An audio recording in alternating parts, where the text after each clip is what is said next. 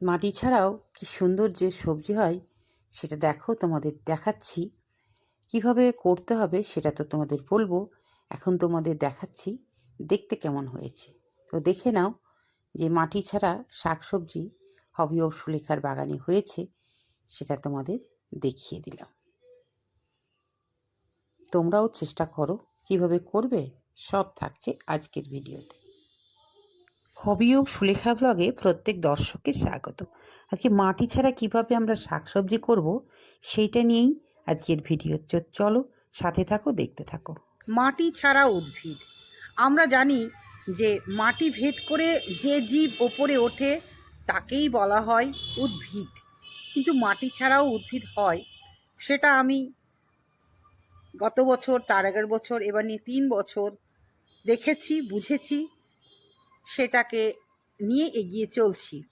তার কারণ বেশিরভাগ বাগান করে মহিলারা, আর মহিলাদের হাতে ব্যথা, পায়ে ব্যথা, মাজায় ব্যথা, তারপরে কোমরে ব্যথা হয়েই থাকে, তাই না?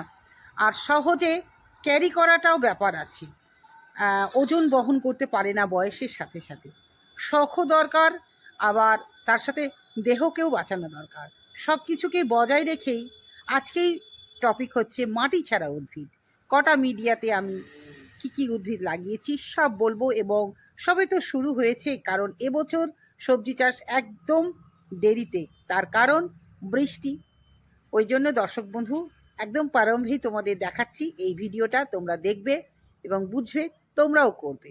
বিশেষ করে যারা বাচ্চা অল্প বয়সী ছেলে আছো, ওজন বহন করতে পারো না, তাদের উদ্দেশ্যে, এবং যে দিদিরা বা দাদারা একদম ওজন বহন করতে পারছো না, খুব সহজে খুব সুন্দর দেখতে হবে, সজীব হবে, তাদের উদ্দেশ্যেই এই ভিডিও। আর তাছাড়া আর একটা কথা বলবো যে ছাদে বেশিরভাগ মানুষ বাগান করে, ছাদকে তো বাঁচাতে হবে। সব কিছু বজায় রেখেই আজকের টপিক মাটি ছাড়া উদ্ভিদ। তো চলো কী কী উদ্ভিদ চাষ করেছি দেখাই। যে দেখতে পাচ্ছ আমার কাছে আছে ক্যাপসিকাম আছে, লঙ্কা আছে, বেগুন আছে, তারপরে এই যে তোমার কলমি শাক আছে, লাল শাক আছে, পালং শাক আছে, কুলেখাড়ার শাক আছে, বেগুন আছে, লঙ্কা আছে। এগুলো মোটামুটি 1 মাস আগে লাগিয়েছি, সেগুলো তো আছে। আর এবার আজকে তোমাদের দেখাবো যে মিডিয়াটা আমি কিভাবে তৈরি করেছি। আজকে মোট 7টা মাটি ছাড়া মিডিয়া সম্পর্কে আজকে তোমাদের বলবো। সবজি তো আমাদের প্রত্যেক বছরেই বাড়িতে চাষ হয়, সে নিচেও হয়, ওপরেও হয়।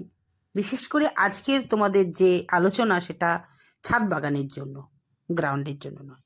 প্রথমেই বলবো নারকেলের ছোবড়া একটা, দ্বিতীয় হচ্ছে পদ্মের যে পানাটা থাকে পানা, তৃতীয় হচ্ছে সবজির খোসা পচিয়ে যে জল বের করি, ভালো করে পচিয়ে সেটাকে শুকিয়ে নিই 3টে। 4টে হচ্ছে তোমার কাঁচা সবজির খোসা শুকিয়ে।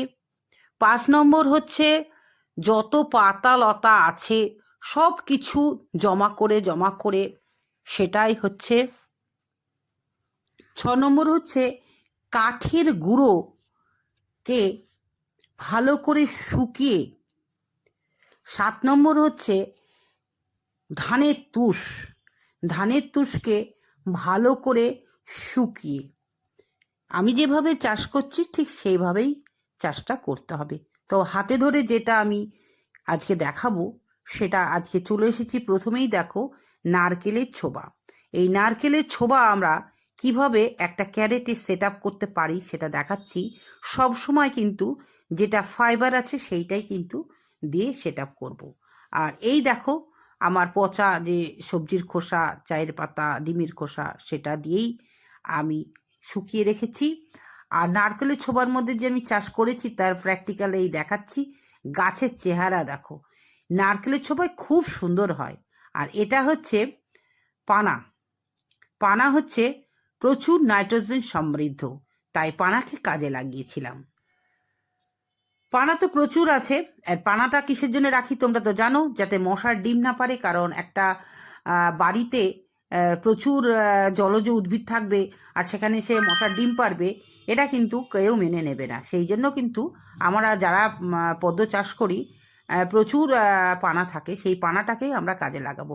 এইভাবে তুলে তুলে পাতলা করে শুকিয়ে নিতে হবে। আর পদ্মের পাতা, এর মধ্যে যা পদ্ম সম্বন্ধীয় পদ্ম বাগানে যা যা পাওয়া গেছিল সবগুলোই কিন্তু আমি তুলে ভালো করে শুকিয়ে নিয়েছি। প্রচুর পরিমাণে নাইট্রোজেন আছে এতে। এটা ভালো করে শুকিয়ে শুকিয়ে প্রায় একটা গামলা করে ফেলতে হবে, কারণ এটা এতই সফট, এর ভেতরে খুব সহজে শিকড়টা চলে যেতে পারে, তাই এটাকে আমি কাজে লাগিয়েছি। দর্শক বন্ধু, আমি তোমাদের 7টা বলেছি, তো দেখালাম 2টো। প্রথমে আমি দেখিয়েছিলাম নারকেলের ছোবা, দ্বিতীয় দেখালাম সব পচা অংশ, তৃতীয়ত এটা হচ্ছে তোমার পদ্মের পাতা পানা শুকিয়ে একদম সুন্দর, একদম চায়ের পাতা যেমন শুকিয়ে যায় সেরকম করে আমি শুকিয়ে নিয়েছি। আর এই গামলাটাকে আমি ফুটো করে নিয়েছি, দিয়ে ঠিক আমার যতটা শিকড় যাবে ঠিক ততটাই মাপে আমি রেখেছি। তো দর্শক বন্ধু, এইভাবে আমি গত 2 বছর চাষ করে বেশ ভালোই ফলন পেয়েছিলাম বলেই কিন্তু দর্শক বন্ধু আমি এগুলো তোমাদের এবার দেখাচ্ছি। গতবারও দেখিয়েছিলাম, তবে এবারও দেখাচ্ছি। তাহলে আমার মোটামুটি 3টে হয়ে গেল। এই যে দেখতেই পাচ্ছ, সব এতে আমার প্রচুর জিনিস আছে, শুধু সবজির খোসা না, ফলের খোসা, চায়ের পাতা, ডিমের খোসা যাবতীয় আছে, সেগুলো পচিয়ে পচিয়ে কিন্তু আমি সেটা প্রায় 2 মাস পচিয়ে সেটাকে শুকিয়ে নিয়ে তার মধ্যে অল্প একটু জৈব সার মিশিয়ে এই মিডিয়াটা তৈরি করি। আর এ দেখো পাতা দেখতেই পাচ্ছ, যত পাতা লতা আছে সেগুলোকে শুকিয়ে শুকিয়ে তুমি সেটাকেও একটা মিডিয়া করতে পারো। তখন এবার তোমরা বলতে পারো যে এই মিডিয়াতে কি আমরা ভারী গাছ লাগাতে পারি? না, ভারী গাছ না, এতে একদম যেগুলো গুচ্ছমূল মানে একটা প্রধান মূল না, গুচ্ছমূল, মানে ধান যেমন তুললে পেঁয়াজ তুললে যেমন অসংখ্য মূল হয়, সেই জাতীয় আমরা উদ্ভিদ লাগাতে পারি। পেঁয়াজ লাগাতে পারি, আলু লাগাতে পারি, তারপরে রসুন লাগাতে পারি, পালং শাক, তারপরে ধনে পাতা, যে কোনো শাক আমরা কিন্তু এতে লাগাতে পারি। এইগুলোই হচ্ছে আমাদের মিডিয়া। এবার যদি মনে করো তোমরা কাঠের গুঁড়ো করবে, তাও করতে পারো। কাঠের গুঁড়ো সুন্দর করে শুকিয়ে নিয়ে তার সঙ্গে নিম পাতা দিতে হবে, কারণ দিতে হবে কাঠের গুঁড়োতে প্রচুর উই পোকা লাগতে পারে, তার জন্য নিম পাতা দিতে হবে, দিয়েই চাষ করতে হবে, হলুদ গুঁড়ো নিম পাতা দিয়ে। এবার আমি যে মিডিয়াগুলো তৈরি করেছি, সেই এই যে নারকেলের ছোবাটা করেছি তার মধ্যে এই যে পচা যে অংশগুলো আছে সেইগুলো দিয়ে এর মধ্যে অল্প একটু জৈব সার, মানে তোমার আমরা যে গোবর সার সেটা একটু মেশানো ছিল, সেইটা দিয়ে ভরাট করে ফেললাম। আমি কোন কোন মিডিয়ার সঙ্গে কি কি মিক্সড করছি সেটা একটু দেখে নাও দর্শক বন্ধু। তো তোমরা যেটা ছোবাতে লাগাবে অবশ্যই এটা তোমরা 2 হাত দিয়ে এক জায়গা থেকে আর এক জায়গায় খুব সহজেই নিয়ে যেতে পারবে। তো যতটা দরকার ঠিক ততটাই আমরা সমান করে এটা নিয়ে নেব, নিয়ে কারণ এর মধ্যে ডিমের খোসা, চায়ের পাতা, নাইট্রোজেন, ক্যালসিয়াম সব রকম থাকলো। অবশ্যই বলবো এই মিডিয়াতে কিন্তু প্রত্যেকটাতে শুকনো শুকনো নিম পাতা বিছিয়ে দেবে, দিলে কি হবে, আর কিন্তু ছত্রাক আক্রমণ করতে পারবে না। আমার যথারীতি দেখো ধনে পাতা ভিজানো আছে, পালং শাক ভেজানো আছে, তারপরে আর একটা যে মিডিয়া আমি তৈরি করেছি সেটা হচ্ছে কাঁচা সবজি টুকরো। বাড়িতে তো অনেক সবজির খোসা, কফির পাতা সব কিছু থাকে, সেই কাঁচা সবজির অংশগুলোকে ভালো করে শুকিয়ে নেবে, নিয়ে সেটা একটা মিডিয়া তৈরি করবে। আর যেটাকে বললাম ধানের তুষ বা চিটে, সেটাকেও কিন্তু আমরা একটা মিডিয়া তৈরি করতে পারি। তাহলে দর্শক বন্ধু, তোমাদের আজকে বললাম আজকে 7 রকম মাটি ছাড়া মিডিয়া। এবার তোমরা বলতে পারো যে ম্যাডাম এতে আমরা কিভাবে লাগাবো। তোমাদের দেখিয়ে দিলাম। এগুলোকে এবার সুন্দর করে জল দিয়ে ভালো করে ভিজিয়ে নিতে হবে, প্রত্যেকটাতে কিন্তু শুকনো নিম পাতা দিতে হবে, দিয়ে তারপরে তুমি যেটা যেটা দরকার, যেমন যেখানে আমি নারকেলের ছোবা দিচ্ছি সেখানে বেশ শক্ত শিকড়যুক্ত, যেমন বেগুন লাগাতে পারি, লঙ্কা লাগাতে পারি, এগুলো একটু শক্ত শিকড়যুক্ত। আর যেটা পানা করেছি সেখানে আমরা সফট ধনে পাতা, তারপরে পালং শাক, লাল শাক, নোটে শাক, আমরা এটা কিন্তু লাগাতে পারি। এবার আর যেগুলো কাঠের গুঁড়ো, তাতে আমরা লাগাতে পারি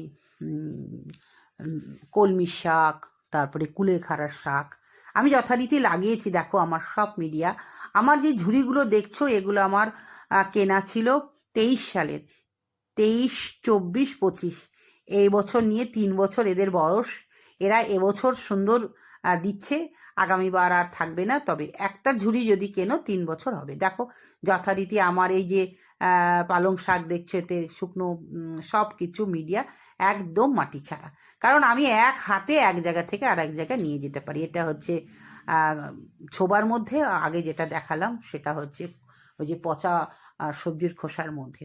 এইভাবে কিন্তু আমি একজন মহিলা হয়ে এটাকে খুব হালকা, ওজনযুক্ত এবং সুন্দর সবুজ সতেজ পাবো বলেই লাগালাম। এবার হালকা হালকা জল দিয়ে দিতে হবে। প্রথম প্রায় 1 সপ্তাহ শেডে রাখতে হবে। যখন গাছ ভালো বেরিয়ে যাবে তখন রোদ্রে রেখে যেমন যেমন জল দরকার তেমন তেমন জল দিয়ে দাও। তাহলে আজকে হলো তো যে মাটি ছাড়াও কিন্তু আমরা চাষ করতে পারি। হ্যাঁ দর্শক বন্ধু, তোমরা অবশ্যই এরপর আপডেট তো দেখতে পাবে। গত বছরও দেখিয়েছি যে কতটা সুন্দর তারা দেখতে হয়েছে, অবশ্যই দেখাবো। এর মধ্যে আমি আলু, পেঁয়াজ, কফি, রসুন সব রকম চাষ করে দেখিয়ে দেবো যে না, এতেও কিন্তু খুব সুন্দর হয়। আমি গত বছর নারকেলে ছোবার মধ্যে আমি রসুন, পেঁয়াজ, কফি এবং আদা, হলুদ করেও দেখিয়েছি এবং খুব সুন্দর হয়েছে। তার একটাই কারণ, এই খুব হালকা, এর মধ্যে কিন্তু সহজেই শিকড়টা চলাচল করতে পারে। দেখতেই পাচ্ছ কি সুন্দর ধনে পাতা বেরিয়েছে। হ্যাঁ, এই ধনে পাতাটা আমি লাগিয়েছি সম্পূর্ণ পানা শুকিয়ে। আর এই যে দেখতে পাচ্ছ এখানে পালং শাক, এমনি শাক বেরিয়েছে, সেটা সম্পূর্ণ আমি লাগিয়েছি যে সবজি পচা অংশগুলো 4বার নির্যাসটা নেওয়ার পর যে শুকনো অংশগুলো থাকে সেগুলোকে ভালো করে শুকিয়ে তার মধ্যে কিন্তু নিয়েছি। আর এই যে দেখছো পানা, ছোবা সব কিছুকে কাজে লাগিয়েছি। পানাগুলোকে ভালো করে শুকিয়ে নিয়েছি, নিয়ে তার মধ্যে ধনে পাতা চাষ করেছি। আমি তোমাদের দেখাতে এসেছি যে মাটি ছাড়া এবং ওজন হালকা, ছাদ বাঁচিয়ে, এবং আমাদের হাতে ব্যথা, পায়ে ব্যথা, আমরা ভারী বহন করতে পারি না, আবার ফেলে দেওয়া গামলাতে ছিদ্র করে আমরা যদি এগুলো করি, সত্যি দর্শক বন্ধু খুব সুন্দর হয়। যেটা আমি করেছি, দেখো এটা কিভাবে করেছি না করেছি সম্পূর্ণ কিন্তু তোমরা আমার যে চ্যানেল আছে হবি অফ সুলেখায়, সেটা কিন্তু পেয়ে যাবে। আর এই যে দেখাচ্ছি যে গাছগুলো তারা সত্যি বেরিয়েছে, সে খুব ভালো করে দেখে নাও।